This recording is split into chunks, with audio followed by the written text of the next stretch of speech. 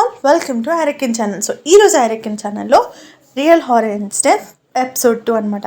So ఈరోజు real horror incident దేని గురించి మాట్లాడుతున్నామంటే, ఒక ఫ్యామిలీ లైక్ పారానార్మల్ యాక్టివిటీస్ని ఎలా ఫేస్ చేసి ఎలా బయటకు వచ్చారు అండ్ దానివల్ల ఏమైంది అని మనం ఈరోజు తెలుసుకుంటున్నాం అనమాట. ఇంకెందుకు ఆలస్యం, లెట్స్ వాచ్ ఇట్.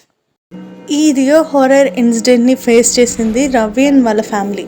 రవి వచ్చి కన్స్ట్రక్షన్ బిజినెస్ చేస్తుంటాడు.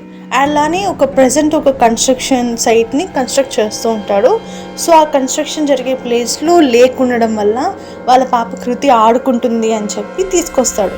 సో అలా తను డే మొత్తం నీట్గా ఆ లేక్లో టైం స్పెండ్ చేస్తుంది అండ్ సెట్ చూస్తుంది.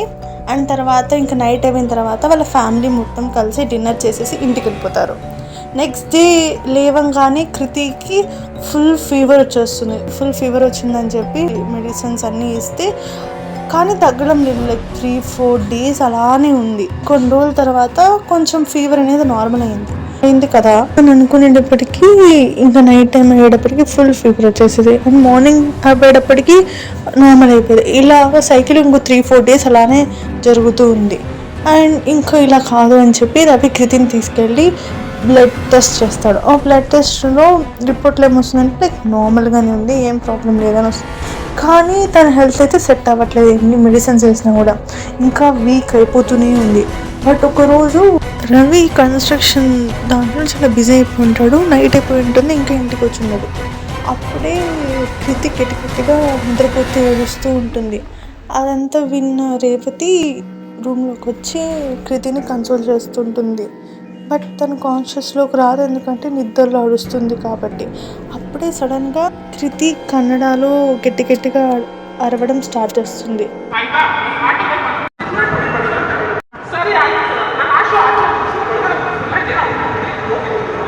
అండ్ వాళ్ళకి అర్థం కాక షాక్ అయిపోయి రేవతి రవికి కాల్ చేసి పిలుస్తుంది. వాళ్ళ నాన్న వచ్చి కొంచెం కన్సోల్ చేసి పడుకోబెడతారు. తర్వాత అలానే వస్తూ ఉంటుంది ర్యాండమ్గా గట్టిగా నైట్ అయితే చాలా అరుస్తూ ఉంటుంది. అప్పుడే అక్కడ వెళ్తున్న వాచ్మ్యాన్ ఏదో అరుపులు వినిపిస్తున్నాయి ఏంటి అని చెప్పి వాళ్ళ ఇంటికి వచ్చినప్పుడు ఆ అరుపులు వింటాడు. అండ్ ఆల్సో దానికి ఆన్సర్ ఇస్తాడు. ఎందుకంటే ఆ వాచ్మ్యాన్కి కన్నడ లాంగ్వేజ్ వచ్చి ఉంటుంది. అందుకని ఆ కన్నడలో మొత్తం ఏంటి ఏమరుస్తుంది అని అడుగున అప్పుడు ఆ వాచ్మ్యాన్ ఏం చెప్తాడంటే, దీని లోపల ఒక ఆత్మ ఉంది అని చెప్తారు. అప్పుడు ఆ కృతిలో ఉన్న ఆత్మ ఏం చెప్తుందంటే, మేము లేబర్ పని చేయడానికి వచ్చేవాళ్ళము, మా ఆయన చంపేశారు నన్ను నా కూతుర్ని మందు తాగడానికి డబ్బులు కోసం. సో చంపేసిన తర్వాత మా ఇద్దరిని కాల్ చేసి అందరే ఉంచేశాడు. మీరు అక్కడే బిల్డింగ్స్ కన్స్ట్రక్ట్ చేస్తున్నారు. మా ఆత్మకి శాంతి లేదు. మీరు ఎవరైనా నాది నా బిడ్డ బాడీని తాగి రిచువల్స్ చేసి మిమ్మల్ని హ్యాపీ చేయండి. తర్వాత నేను నా కూతురికి పెళ్లి చేయాలని చాలా ఆశలు పడ్డాను. అలాంటి కూతురికి పెళ్లి చేసి హెల్ప్ చేస్తే నాకు శాంతిస్తుంది, నుంచి వెళ్ళిపోతాను. అప్పుడు రవి ఏమంటాడు, నిజంగా వెళ్ళిపోతావా అంటే, నిజంగా వెళ్ళిపోతా అని చెప్పి అంటాడు. సరే నేను చేస్తాను అని చెప్పేస్తారు. నెక్స్ట్ డే కృతి లేసేటప్పటికి అంతా నార్మల్గా ఉంటుంది. రవి కూడా తన బిజినెస్ లైక్ సైట్లో కన్స్ట్రక్షన్స్ని తన పార్టీ తను చేసుకున్నాను. ఇంకా కృతి కూడా తన స్కూల్కి వెళ్తుంది. ఇంకా నార్మల్గా ఉంది అని అనుకున్న టైంలో మళ్ళీ కృతికి హెల్త్ బాగుండా అయిపోయింది. ఆ సోల్ అనేది అంతకుముందు కొంచెం రిక్వెస్టింగ్గా తన కావాల్సిన థింగ్స్ చెప్పిన ఆత్మ ఇప్పుడు చాలా వైలెంట్ అయిపోయింది, గట్టిగా అరుస్తుంది. అండ్ ఆల్సో రవి కూడా తన వర్క్స్లో బిజీ అయిపోవడం వల్ల తను ఇచ్చిన ప్రామిస్ మర్చిపోతాడు.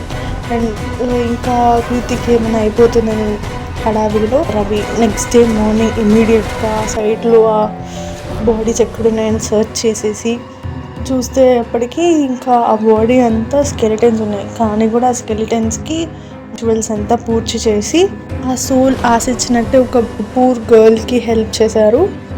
ఆ వర్క్ అంతా పూర్తి చేసుకొచ్చేసాక రవి కృతి బాడీలో ఉన్న సోల్ని అడుగుతారు, మీరు హ్యాపీగా ఉన్నారా అంటే అప్పుడు సోల్ ఏం చెప్తుంది అంటే, థ్యాంక్ యూ సో మచ్, ఇప్పుడు నాకు పీస్ దొరికింది, నేను హ్యాపీగా వెళ్ళిపోవచ్చు. ఆ తర్వాత నెమ్మదిగా కృతి కూడా రికవరీ అయిపోయింది.